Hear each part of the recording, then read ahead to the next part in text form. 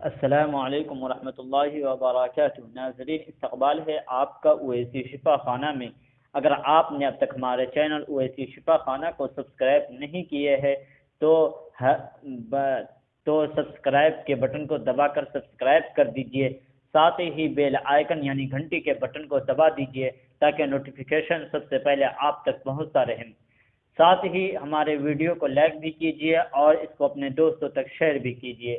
ناظرین، آج میں آپ کو بتلانے والا ہوں کہ اچھی صحت کا راز کیا ہے۔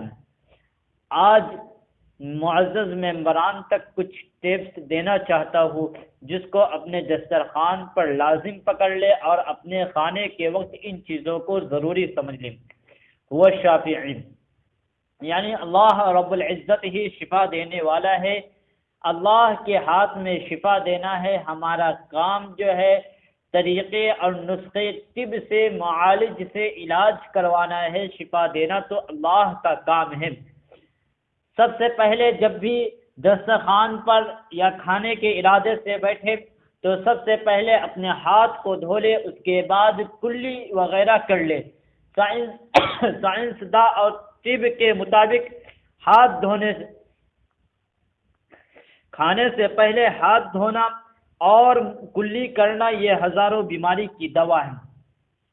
اسی طرح جب منہ میں کبھی بھی کوئی چیز لے تو بسم اللہ کے بغیر نہیں ڈالنا چاہیے، چاہے وہ چیز پانی کا قطرہ ہی کیوں نہ ہو یا چنے کا دانہ ہو۔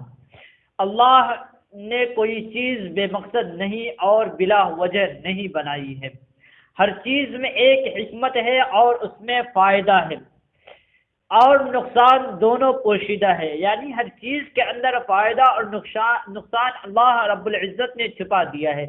جب ہم کوئی بھی چیز بسم اللہ الرحمن الرحیم پڑھ کر منہ میں ڈالتے ہیں تو اللہ رب العزت اس سے نقصان کو نکال دیتے ہیں، اور جب ہم کسی چیز کو بغیر اللہ کے نام کے شروع کیے ہوئے کھا لیتے ہیں تو اس میں نقصان کا مادہ بڑھ جاتا ہے اور فائدہ اس سے دور ہو جاتا ہے، اور جب ہم بسم اللہ کر کے کھاتے ہیں تو نقصان اس سے دور ہو جاتا ہے اور اس کے فوائد بڑھ جاتے ہیں اور اس میں فائدہ ہو جاتا ہے، اور وہ غذا ہمارے بدن کو تقویت دیتا ہے۔ ہمیشہ بسم اللہ پڑھ کر کھاؤ پیو اور دل میں بار بار خالق کا شکر ادا کرتے رہو، اور جب تم ختم کر لو یعنی کھانا ختم ہو جائے، کھانے سے فراغت ہو جائے تو بھی اپنے ہاتھ کو دھو لو اور کلی کر لو۔ پانی تھوڑی دیر کے بعد پیے، کھانے کے فوراً بعد پانی استعمال نہ کریں۔ اس کے بعد اللہ رب العزت کا شکر ادا کرے، کھانے کی بعد کی دعا پڑھے، اس سے آپ کبھی بھی بیماری نہیں ہوگی اور آپ کے اندر کبھی بھی بیماری نہیں ہوگی اور نہ آپ بیمار پڑو گے۔ اگر آپ ان طریقے کا اپنانے کے بعد بھی بیمار پڑ جاتے ہیں یا کوئی مرض لاحق ہو جاتی ہے تو سمجھ لو یہ آپ کے گناہوں کا کفارہ ہے، آپ نے کوئی گناہ کیا ہے، یہ بیماری اس گناہ کو بخشانے کے لیے آئی ہے اور یہ بیماری آپ کے لیے گناہوں کا کفارہ بنے گی کل قیامت کے دن۔ کھانے کے حوالے سے اخیر بات بھی جان لے کہ اگر کسی کے ساتھ بیٹھ کر کھا رہے ہو، چاہے وہ بچہ ہی کیوں نہ ہو یا کوئی جان پہچان کا دوست یا کتنا ہی قریب دوست کیوں نہ ہو، کبھی بھی بھول کر بھی پہل نہیں کرنا چاہیے، چاہے بھوک کتنی ہی شدت ہو۔ پہلے اپنے سامنے والے کے پلیٹ میں کھانا دو، اس کے بعد اپنے پلیٹ میں لو، اور جب تک لقمہ اپنے منہ میں نہ رکھ لو تم شروع نہ کرو۔